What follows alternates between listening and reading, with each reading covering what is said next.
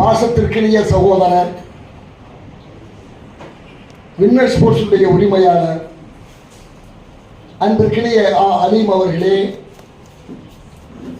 முன்னிலை வைத்துக் கொண்டிருக்கின்ற நேசமிகு நண்பர், எங்கள் இலக்கிய பேரவையினுடைய புரவலர் பொன் காட்சிக்கண்ணன் அவர்களே, அருமையான தமிழ் வாழ்த்தினை. ஏன்னா சட்டசபையில் சிக்கல்லாம் வருது, 2வது பாண்டாகலாம், 3வது பாண்டாகலாம், அது வருது, இது கீழே வருது, இதெல்லாம் பிரச்சனை இல்லாமல் நாங்கள் மனோன்மணியம் சுந்தரம்பிள்ளையினுடைய பாடலை தவிர்த்து விட்டு நாங்கள் கல்வி நிறுவனத்திலே படித்த பொழுது பாடிய பாரதி பாடல் தான் வாழ்க நிரந்தரம், வாழ்க தமிழ் மொழி, வாழிய வாழியது. அதைத்தான் தமிழ் வாழ்த்து, தமிழ் தாய் வாழ்த்துங்க, தமிழ் வாழ்த்தாக வைத்ததனாலே இங்கே முன் பின் என்ற சிக்கல் எல்லாம் வரவில்லை. அதை அருமையாக பாடிய எங்கள் அன்பு சகோதரர் பாண்டியன் அவர்களே, அருமையான ஒரு வரவேற்புரையினை, சிலப்பதிகாரத்தை முழுக்க கொண்டு வந்து இந்த தந்து அமர்ந்திருக்கின்ற எங்கள் இலக்கிய பேரவையினுடைய துணைத் தலைவர் என்னுடைய அருமை அண்ணன் சேதுமாதவன் அவர்களே, அருமையான இசை பாடல்களை வழங்கிய மருமகன் இசையரசு மூயி அப்துல் ரஹ்மான் அவர்களே, அருமையான ஒரு பாடலை 1000ல் ஒருத்தியாக இங்கு பாடிய கலைச்செல்வி அவர்களே, கவிச்சரம் வழங்கிய அன்பு மாமா கவிஞர் இமானுவேல் அவர்களே, என் இணைய சகோதரர் கவிஞர் மனோகரன் அவர்களே, என் அன்பு மகள் ஜர்ஜிலா ஃபர்ஹீன் அவர்களே, இங்கே எல்லா ஏற்பாடுகளையும் செய்துவிட்டு வீட்டு வேலையை செய்து கொண்டிருக்கின்ற கவிஞர் சோமநாத பாரதி அவர்களே, சிறப்புரை வழங்க வந்திருக்கின்ற அருமை ஐயா திமு அப்துல் காதர் அவர்களே, அரங்கம் நிறைய இங்கே வந்து அமர்ந்திருக்கின்ற அருமைக்குரிய பெரியோர்களே, உங்கள் அனைவருக்கும் என்னுடைய முதற்க நன்றியினையும் வணக்கத்தினையும் தெரிவித்துக் கொள்ள கடமைப்பட்டிருக்கிறேன். டாஸ்மாகுகளிலே கூட்டம் கூடுவதாலே தள்ளி போக வேண்டும் மக்கள் இருக்கின்ற இடத்திலிருந்து என்று அறிவித்திருக்கிறார்கள். என்றால் இன்றைக்கு மதுபான கடைகளிலே தான் கூட்டம் மிக அதிகமாக இருக்கின்ற பொழுது இலக்கிய பேரவை நடத்துகின்ற இடத்திற்கும் வருகின்ற கூட்டம் அதிகம் இருக்கிறது என்பதை நிரூபிக்கின்ற வகையிலே அரங்கம் நிறைய அமர்ந்திருக்கின்ற அருமைக்குரிய உங்கள் அனைவருக்கும் என்னுடைய வணக்கத்தையும் நன்றியையும் மீண்டும் தெரிவித்துக் கொள்கிறேன். ஐயா அவர்களுடைய பேச்சை துவக்கி வைத்து பேசுகின்ற அளவிற்கு எனக்கு தகுதி கிடையாது. அவர் நாடறிந்த நாவலர், கொல்லந்தெருவிலே ஊசி கொடுப்பது போல அவரை பற்றி நான் கூறுவது, மிக அருமையான பேச்சாளர். நம்முடைய இதே மேடையிலே ஐயா வருவதும் இந்த இடத்திலே 3வது முறை என்று நான் கருதுகிறேன். ஏஎம் சர்ச்சை தொடரிலே தமிழ் இயக்கத்தின் சார்பாக அருமையான ஒரு தமிழ் இயக்க உரையை அங்கே யான் அரிக்கொம்பனே கேட்டுவிட்டு கேட்கின்ற அளவுக்கு அங்கு ஒரு அருமையான பேச்சினை அவர்கள் வழங்கினார்கள். அதற்கு முன்னாலே நம்முடைய காந்தி பூங்கா திடலிலே, தமிழிலே சொல்லணுமோ பார்க், காந்தி பார்க்கில் நடந்த ஒரு அருமையான பட்டிமன்றத்திற்கு அவர்கள் தலைமையேற்று அன்றைக்கு மிக சிறப்பாக நடத்தி தந்திருக்கிறார்கள். எத்தனை முறை அழைத்தாலும் ஓடி வந்து நமக்கு அருமையான உரையினை வழங்குகின்ற ஐயா திரு அப்துல் காதர் அவர்களுக்கும் என்னுடைய நன்றியினை இங்கே தெரிவித்துக் கொள்கின்றேன். அருமைக்குரிய பெரியோர்களே, இன்றைக்கு அதனால இன்னொன்று சொல்லிடுறேன். நம்ம மனோகரன் பேசுகிற பொழுது பேசுகிறோம். இந்த கூட்டத்துக்கு ஒரு காரணம் என்றால் ஒரு 1.5 மாத இடைவெளி விட்டுவிட்டோம். ஐயா அவர்கள் அறிவதற்காக சொல்கிறேன், உங்களுக்கு இல்லை, இது வாரம் ஒரு நிகழ்வு நடத்த வேண்டும் என்று தமிழக அரசு வள்ளுவர் சிலை வைத்த 25வது ஆண்டு விழாவிற்கு வாரம் ஒரு விழா நடத்த வேண்டும் என்று சொன்ன பொழுது நாம் நடத்தினோம். அதை வெற்றி என்று நான் கருதுவது எது என்று சொன்னால் பயம். எனக்கு முன்பு கூட என்று சொல்லியிருக்கிறேன், வாரம் ஒரு தடவை இலக்கியம் கேட்க, திருக்குறள் கேட்க ஆட்கள் வருவார்களா என்று பயந்த பொழுது இதே போல இவ்வளவு கூட்டம் ஒவ்வொரு வாரமும் வந்து கேட்டுவிட்டு அந்த நிறைவு நிகழ்ச்சி நடந்த பொழுது இணையக்கிணரை பார்த்து வியந்தார்கள். அத்தனை பேரும் பல பேர் கண்கலங்கி விட்டார்கள். அடுத்த நிகழ்ச்சி இல்லையா, நடத்த மாட்டீங்களா என்று கேட்கின்ற அளவிற்கு ஒரு அன்பை, நடந்த ஒரு அதிசயத்தை நான் பார்த்தேன். ஒரு இடைவெளி, அது தொடர்ந்து அன்றைக்கு ஒரு வாக்குறுதி தந்தேன், 15 நாட்களுக்கு ஒரு தடவை விழா நடக்கும் என்று சொல்லி. ஆனால் இடையிலே தேர்தல் வந்த காரணத்தினாலும் என்னுடைய சுயநலம் ஒன்றின் காரணமாகவும் நான் ஏறத்தாழ ஒரு 4 வருடங்களாக எழுதி கொண்டிருந்த நூல் நிறைவு புறவிகளில் ஏறி வருபவர்கள் என்று. எப்பொழுதுமே நம்ம கண்ணதாசன் சொன்னது போல காவோரம் நிறைச்சிருச்சுன்னா சிக்கல் இருக்கு. அது கன்னத்துல குத்துறது, அது உங்க வயசுக்கு லாயக்கு, எனக்கு லாயக்கு இல்லை. காதலங்க வருதுன்னா இறைவன் கொடுக்கிற தந்தி. அது தசரதனை சொல்லுகின்ற போது ஐயா உங்க பொதுமக்கள் எல்லாம் சொல்லுவார்கள். காதலாம் ஆடியில பார்த்தோடனே அங்க முடி நரைச்சிருந்ததை பார்த்த உடனே நம்ம வயசாயிடுச்சு, ஆட்சி மாற்றம் ஏற்படணும்னு நினைச்சான். அப்ப இருந்த ஆட்சியாளர்கள் மான ரோசம் இருந்துச்சு. இத்தனை வயசு பிற ஆளப்படாதுன்னு, சாவது வர பதவியில் இருக்கணும்னு அப்ப இருக்க ஆட்சியாளர்கள் யாருமே நினைக்கல. ஆனா உட்கார்ந்த நிரந்தர பொதுச் செயலாளர்கள், நிரந்தர முதலமைச்சர்கள், இது இந்த நாட்டினுடைய தலையெழுத்து இல்லையா? ஆனா தசரதன் பார்த்தோன்னே காதல முடிங்க நரைச்சோடனே மகனுக்கு முடிச்சுட்டணும் அப்படின்னு சொல்லி கொடுத்துட்டார். அது போல நம்முடைய மனோகரன் சொன்னது போல எனக்கு ஒரு இதய தாக்குதல் வந்தது. அறுவை சிகிச்சை முடிந்து 5வது நாள் படுக்கையில் இருந்து கொண்டே எனக்கு ஒரு எண்ணம் தோன்றியது. இரவுல பொதுவாக தான் கவிதைகள் வரும், என்ன பேசலாம்லாம் வரும். இது பல பேருக்கு அனுபவம் இருக்கும். கண்ணதாசன் சொல்வார், உடனே குடித்து விடுங்க, இரவு பேர் பார்க்காதீர்கள் என்பார். அப்பொழுது எனக்கு இரவு முழுக்க இந்த சிந்தனை ஓடுகிறது, தூக்கம் மருந்தையும் மீறி ஓடுகிறது. ஒருவேளை இறப்பு நமக்கு வந்திருந்தால் நாம் யாரோடு பழகினோம், இதையெல்லாம் சொல்லாமலே போயிருப்போமே, வரலாறு தெரியாமல் போயிருக்குமே. என்னுடைய தந்தை என்னிடம் பேசுகிற பொழுது பகிர்ந்து கொண்ட சில செய்திகளை நினைவு வைத்திருந்ததனாலே அவரை பற்றி நூல் எழுதுகிற பொழுது ஒரு 12 பக்கத்திற்கு அவர் சொன்ன செய்திகளை எல்லாம் ஓரளவுக்கு நாளை தூக்க முடிந்தது. நாம் சொல்லாமல் போய்விட்டால் யாரோடு பழகினோம், இந்த செய்திகள் எல்லாம் இல்லாமல் போய்விடுமே என்ற ஒரு எண்ணம் வந்து காலையில் எழுந்தவுடன் அந்த தாதியிடம் கேட்டேன், எழுதலாமா? தாராளமா எழுதுங்கய்யா அப்படின்னா. அவர் ஒரு வெள்ளை தாளை கொண்டு வந்தார்கள். அப்பொழுது தலைப்பும் தோன்றியது, நினைவு புறவிகளில் ஏறி வருபவர்கள். ஒரு தலைப்பும் அப்பொழுது வந்தது. யார் யாரை எழுதலாம் என்று ஒரு 100கணக்கான பேரை ஒரு பட்டியல் போட்டேன். அதில் பின்னாலே ஒதுக்கிவிட்டு கெட்டவர்களை எல்லாம் ஒதுக்கிவிட்டேன். அவர்களாலே என்ன முதுகிலே எத்தனை காயங்கள் ஏற்பட்டிருக்கின்றன, எத்தனை வடுக்கள் ஏற்பட்டிருக்கின்றன, இவை தேவையில்லை, நல்லவர்களை பற்றி மட்டும் எழுதுவோம் என்று ஒரு பட்டியல் தயாரித்து எழுத ஆரம்பித்து ஒரு 4 வருடம் ஆகிவிட்டது. ஆனால் இடையே அதற்கு பிறகு 3 நூல்கள் எழுதி வெளிவந்து விட்டது. ஆனால் இதை முடிக்கவில்லை. யாரை எழுதுவது, எத்தனை வரை விடுவது, என்னை விட்டு விட்டார்களே, இதெல்லாம் சொல்லிக்கிட்டு ஐயாவை பற்றி கூட நான் ஒரு இதை எழுதினேன், ஒரு கட்டுரை ஒன்று எழுதியிருக்கிறேன். அப்படி ஒரு பட்டியல் வாசித்து அதை பதிவு செய்கின்ற வேளையிலே எழுதி முடித்து விட்டு இதை மறுபடியும் திருத்தி ஒரு எழுதுவோம். அது 203 பக்கம் வந்திருக்கிறது. எனக்கு மூளைக்கும் ஓய்வு தேவைப்பட்டது, உடலுக்கும் ஓய்வு தேவைப்பட்டது. ஆகையினாலே இந்த நிகழ்வுகளை நடத்தவில்லை. தேர்தல் ஒரு வாய்ப்பாக அமைந்தது. ஒரு 3-4 நாட்களுக்கு முன்னால் தான் நிறைவு இதை எழுதி முடிவு செய்து அதை வைத்து விட்டு எந்த பதிப்பகத்தில் வெளியிடலாம் என்று அதை ஓரமாக வைத்து விட்டு இப்பொழுது ஆகஸ்டுக்கான விழா வந்து விட்டது. இப்போது புத்தகங்கள் படிக்கின்ற வேலை. ஏறத்தாழ குறைந்து வைத்த 300 புத்தகங்கள் வரும். அத்தனை புத்தகங்களையும் படிக்க வேண்டிய ஒரு இக்கட்டான சூழல். இந்த சூழலிலே இந்த விழா நடக்கின்ற பெருமை அவருக்கு தான் உண்டு. ஐயா விழா நடத்தலையா, ஐயா விழா நடத்தலையா, எல்லாரும் சங்கடப்படுறாங்க, எல்லாரும் சங்கடப்படுறாங்க. ஏன்னா வந்து ஒருவரை பார்த்து மகிழ்வது இருக்கிறதே. இந்த ஆன்மீகத்தில் சத் சங்கம் என்று சொல்வார்கள், இந்து மதத்திலே சத் சங்கம் என்று சொல்வார்கள். அனைத்து மதத்திலும் இது போன்ற சந்திப்புகள் இருக்கின்றன.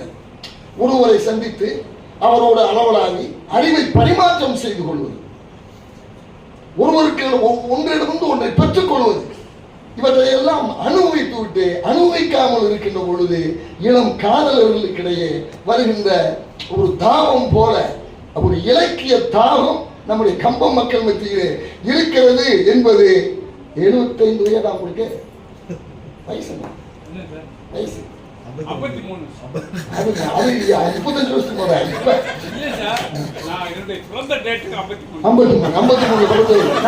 55 அப்ப தாகம், அப்ப இலக்கிய பேரவை எங்கே வென்றிருக்கிறது என்ற பொழுது இத்தனை சுவைஞர்களை நாம் உருவாக்கி வைத்திருக்கிறோம் என்ற ஒரு மகிழ்ச்சி ஏற்பட்டதன் பலனாக ஐயா அவர்கள் இங்கே வருகின்ற செய்தி அறிந்து அவரிடம் தொடர்பு கொண்ட உடனேயே ஐயா அவர்கள் இந்த தேதியை நமக்கு தந்து ஒரு மகிழ்வான ஒரு தலைப்பை இன்றைக்கு தந்திருக்கிறார்கள்.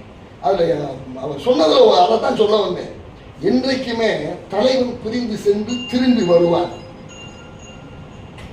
அந்த பிரிவுக்கு பின்னால் வருகின்ற போதுதான் இன்பம் என்பது அங்கேதான் அதிகமாக இருக்கும். பிரிவுக்கு பின்னால் தான் அதிகம் அந்த இன்பம் இருப்பது போல ஒரு 1.5 மாத இடைவெளிக்கு பின்னாலே மீண்டும் அந்த இன்பத்தை சுவைப்பதற்காக இங்கே நான் ஒன்று செல்கின்றேன். அந்த மனோகரனுக்கு மிகுந்த நன்றியை சொல்லிக்கொண்டு என்னுடைய தலைப்புக்குள்ளே நான் வந்து விடுகிறேன். இன்றைக்கு அருமையான ஒரு தலைப்பை ஐயா அவர்கள் தந்தார்கள். நெஞ்சை அள்ளும் சிலம்பு. அண்ணன் சேதனை சொன்னது போல ரொம்ப அருமையா தொடக்கம் வச்சிருக்கிறாங்க. சிலப்பதிகாரம் என்ற ஒரு மணி ஆரம் படைத்த தமிழ்நாடு. அற்புதமா சொன்னார். அதையே ஐயா அவர்கள் நெஞ்சை எல்லும் சிலம்பு என்ற ஒரு தலைப்பை நமக்கு தந்தார்கள். நம்முடைய தம்பி பேசியிருந்தது கூட மாவோ சுவைஞானம் அப்படின்றார். அது நாம் தவிர்த்து கொள்ள வேண்டிய ஒன்று. இன்றைக்கு இந்த ஒரு தப்பான பழக்கம் முகநூல்களிலும் புலனம் என்று சொல்லக்கூடிய வாட்ஸ்அப்பிலும் வருகிறது. வாவு சிதம்பரம் முத்துராமலிங்கம், எந்த முத்துராமலிங்கம்? ரிபல் முத்துராமலிங்கமா, பசும்பொன் முத்துராமலிங்கமா? மதுரை வானொலியிலே நான் பேசுகிற பொழுது ஒரு 3 வருடம் எனக்கு தொடர்ந்து அவருடைய முத்துராமலிங்க அவர் பிறந்த நாளுக்கு 3 தடவையுமே நான் தான் பெரிய ஆச்சரியம். எனக்கு திருப்பி திருப்பி கூப்பிட்டு 3 பேசுகிறேன். அதில் ஒரு தடவை அவர்கள் சொன்னார்கள் நிறைவாக, முத்துராமலிங்க தேவர்னு சொல்லக்கூடாது. முத்துராமலிங்க தேவர் சொல்லாம அது அப்படி முத்துராமலிங்கம் என்று பேச இயலுமா? அவர் பேரே அதுதான். பாபு சிதம்பரம் பிள்ளை தான். அது அந்த காலத்து பழக்கம். இப்ப காந்தின்னு சொல்லிட்டு போயிடலாம், நேருன்னு சொல்லிட்டு போயிடலாம். நேரு என்பது அவர் குடும்ப பெயர் தானே. அதுபோல பெரியவர்களை சொல்லுகின்ற பொழுது அருள் புரிந்து அவர்கள் எதிரிகளாக இருந்தால் கூட இந்த மாவோ சிவஞானம், பாபு சிதம்பரம், முத்துராமலிங்கம் இவற்றையெல்லாம் சொல்வது தவிர்ப்பது மிகுந்த நல்ல பழக்கம். அவர் பேரு அப்ப சொல்வது மாவோ சிவஞான கிராமணியா. உங்களுக்கு தெரியாது, கிராமணி என்றால் மரம் ஏறுபவர்கள். நாடார் சமுதாயத்தில் அது ஒரு பிரிவு. இன்றைக்கு அவர் தந்த பிச்சை தான் இன்றைக்கு சிலம்பை நாம் கையில் ஏந்தி நிற்கிறோம். அந்த படிக்காத பெருமகன் சிலம்பு செல்வதற்கு பெயர் வருகின்ற அளவுக்கு மற்ற ராமாயணம் பாரதம் மாதிரி எளிதாக படித்துக் கொண்டு போவதில்லை சிலப்பதிகாரம். அதை இன்றைக்கு ஆய்வு செய்து தமிழகம் முழுவதும் கொண்டு சேர்த்த பெருமையிலே பெருமங்கு நம்முடைய மாவோசி அவர்களுக்கு உண்டு. அன்றைக்கு சிலப்பதிகார மகாநாடுகள் தமிழகம் முழுவதும் நடந்தன. இன்னைக்கு சிலப்பதிகாரத்தை காணும். இன்னைக்கு ஜெயகாந்தன் விழாவும் பாரதிதாசன் விழாவும் தான் நடத்த வேண்டியது. ஆனாலும் கூட ஐயா வருகின்ற போது எனக்கு ஒரு செய்தி நினைவுக்கு வந்தது. ஐயா தவறாக கருதாவிட்டால் நான் சொல்லுகிறேன், சதாவதானி செய்து தம்பி பாவலர். யாருன்னு கேட்பாங்க, விடுதலை போராட்ட வீரர். நமக்கு என்ன, எவனுக்கு நமக்கு அது போதும். விடுதலைக்கு போராடலாம், விடுதலைக்கு போராட்டி நமக்கு என்ன, நம்ம ரைட் ஒரு மாற்றம் வேணும்னு ஏதோ ஒரு மாற்றத்தை கொண்டு வந்துடுறோம். மிக அருமையான ஒரு விடுதலை போராட்ட வீரர். அவற்றையெல்லாம் உச்சம் முகப்பெரும் தமிழறிஞர், 100 அவதானங்களை செய்த அந்த பெருமகன். அவரை பற்றி திருவிக்கா எழுதுகிற பொழுது ஒன்றை சொல்லுகிறார். கம்பராமாயணத்தை அந்த விரிவுரை செய்து பேசுவார்களே, கம்பராமாயண பிரசங்கம் என்று அப்பொழுது சொல்வார்கள். பழைய பாணியிலே பிரசங்கம் செய்வதற்கு இன்றைக்கு இவர் மட்டும்தான் எஞ்சி இருக்கிறார் என்று திருவிக்கா சொன்னார். அது எப்படி இருக்கும் என்று இன்றைக்கு இந்த எங்க தலைமை 71 வயசாச்சு எனக்கே தெரியாது. ஐயா அவர்களுக்கு கூட கேட்க வாய்ப்பு இருந்திருக்காரு. அப்ப அந்த பிரசங்க பாணி எப்படி இருந்தது என்று இன்றைக்கு அறியாமல் போய்விட்டோம். அதுபோல சிலம்பை சொல்வதற்கு இன்றைக்கு தமிழறிஞர்கள் தமிழகத்திலே மிகவும் குறைந்து போய்விட்டார்கள். தமிழ் ஆர்வலர்கள் இருக்கிறார்கள், தமிழ் வாழ்க என்று சொல்லுகிறார்கள். ஆனால் அவர் வீட்டு பிள்ளைகள் தமிழ் படிப்பதில்லை. அது வேறு. தமிழ் வாழ்க என்றால் தமிழ் வளர்ந்து விடாது.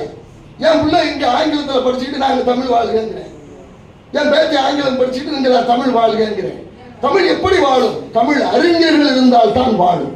அத்தகைய தமிழறிஞர் இன்றைக்கு சிலப்பதிகாரம் குறித்து பேச வந்திருக்கிறார். சிலம்பிலே மிகப்பெரிய ஆழந்தால் பட்ட ஒரு பெருமகன்.